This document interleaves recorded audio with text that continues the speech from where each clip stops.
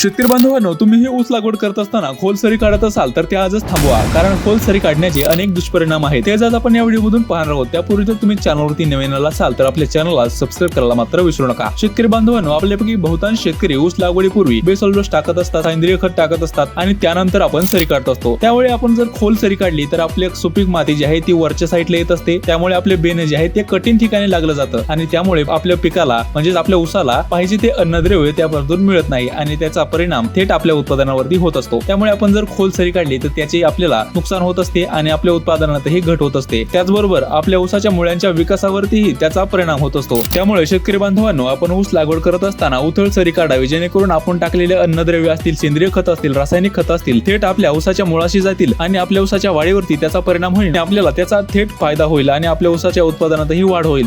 तर शेतकरी बांधवांनो, ही जर माहिती तुम्हाला आवडली असेल तर व्हिडिओला लाईक न करता हा व्हिडिओ इतर मित्रांना शेअर करा, जेणेकरून या माहितीचा फायदा सर्व शेतकऱ्यांना घेता येईल.